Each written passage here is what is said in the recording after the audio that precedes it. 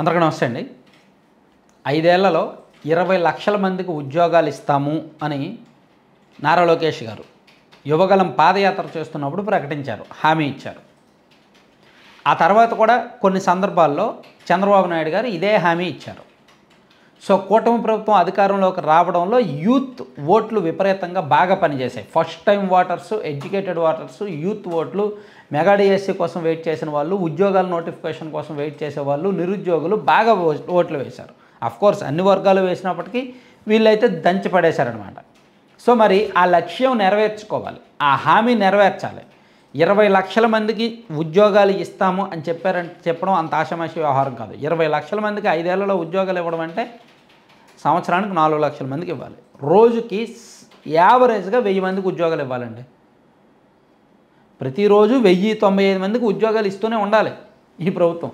మరి ఇప్పుడు 6 నెలలు అయింది, ఇచ్చారా? దాదాపుగా 1,80,000 మందికి ఎంతమందికో ఉద్యోగాలు ఇచ్చేయాలి. ఇప్పటికే ఇచ్చారా? ఇవ్వలేదు. మరి ప్రభుత్వం అంటే కాలం గడిచిపోతుంది, ఉద్యోగాలు లేమో భర్తీ చేయట్లా. మెగా డిఎస్సి అని హామీ ఇచ్చారు, మెగా డిఎస్సి నోటిఫికేషన్ ఇచ్చారు, కానీ మెగా డిఎస్సి ఏమో అప్డేట్స్ లేవు, తర్వాత అప్డేట్స్ లేవు. ఎప్పుడు వస్తుందో కూడా తెలియదు. ప్రస్తుతానికి ఏదో వర్గీకరణ కారణంగా అది ఆగిందంట. మళ్ళీ ఎప్పుడు వస్తుందో తెలియదు. జూన్ నాటికల్లా పూర్తి చేస్తామని చెప్తున్నారు, కానీ డౌటే. 2025 జూన్ నాటికి ప్రక్రియ పూర్తి చేస్తామంటున్నారు, కానీ డౌటే. సో ఇలా ప్రతి సంవత్సరం జనవరిలో గవర్నమెంట్ జాబ్ నోటిఫికేషన్స్ రిలీజ్ చేస్తామన్నారు. రేపు జనవరి వస్తుంది, ఎంతవరకు రిలీజ్ చేస్తారో చూడాలి. ఇక మరో కీలకమైన అంశం ఏంటంటే, కొన్ని ప్రైవేటు పరిశ్రమలు అయితే మాత్రం ఊరిస్తున్నాయి ఆంధ్రప్రదేశ్ను. ప్రైవేటుగా భారీ పరిశ్రమలు, ఆర్సిలర్ మిత్తల్ ఆ స్టీల్ పరిశ్రమ అనకాపల్లిలో అదో భారీ పరిశ్రమ, భారీ ఇన్వెస్ట్మెంట్స్. సో అక్కడ వేలాదిగా ఉద్యోగాలు వస్తాయని ఊరిస్తున్నారు. అయితే అది 2-3 ఏళ్లలో అయ్యే వ్యవహారం కాదు. స్టీల్ ప్లాంట్ అంటేనే చాలా పెద్ద వ్యవహారం, పెద్ద స్థాయిలో ఇన్వాల్వ్మెంటు, భారీ పెట్టుబడి, భారీ తతంగాలు, భారీ లావాదేవీలు జరగాలి. ఎన్నో స్టీల్ ప్లాంట్లు మన రాష్ట్రానికి అండర్ ప్రపోజల్స్లోనే పోయినవి ఉన్నాయి, ఎంఓయూలు కుదుర్చుకొని కూడా పోయినవి ఉన్నాయి, శంకుస్థాపనలు జరిగినవి కూడా పోయినవి ఉన్నాయి, కొబ్బరికాయ కొట్టినవి కూడా పోయినవి ఉన్నాయి. కడప స్టీల్ ప్లాంట్ 3 సార్లు శంకుస్థాపన జరిగింది, ఏమైంది? సో అట్లా ఏది కూడా అది పూర్తయ్యే వరకు నమ్మలేం. అలాగే బీపీసీఎల్ రిఫైనరీ ప్రాజెక్టు, ఇది చాలా కీలకం. ఇది ఆల్మోస్ట్ ఫైనల్ అయింది. రామాయపట్నం పోర్టు దగ్గర నిర్మించడానికి సిద్ధంగా ఉన్నారు. మేబీ వీళ్ళు ఒక 2 లేదా 3 ఏళ్లలో ఒక కార్యరూపంలోకి రావచ్చు.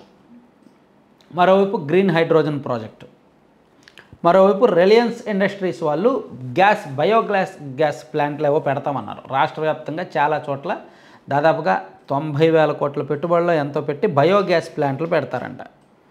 అట్లా ఒకటి భారత్ పెట్రోలియం కార్పొరేషను దాని ద్వారా, అలాగే టాటా కన్సల్టెన్సీ సర్వీసెస్ వాళ్ళ ద్వారా, అలాగే రిలయన్స్ సంస్థ 500 ప్రాంతాల్లో 500 సిబిజి కంప్రెస్డ్ బయోగ్యాస్ ప్లాంట్లు ఏర్పాటు చేస్తుంది. సో దీనికోసం సుమారుగా ఒక 2.5 లక్షల మందికి ఉద్యోగాలు ఇస్తారు అనేది వాళ్ళు చెప్తున్న లెక్క. అలాగే రాష్ట్రానికి కూడా ఆదాయం కూడా భారీగానే వస్తుంది. ప్రతి సంవత్సరం 4,000 కోట్లు రాష్ట్రానికి ఆదాయం వస్తుంది. అంటే ఒకవైపు ఉద్యోగాలు, మరోవైపు రాష్ట్రానికి ఆదాయం. సో దీని మీద ప్రభుత్వం ఎక్కువగా ఆధారపడుతుంది. కాకపోతే ఈ బయోగ్యాస్ కదా, దాని మీద కొన్ని అభ్యంతరాలు రావచ్చు.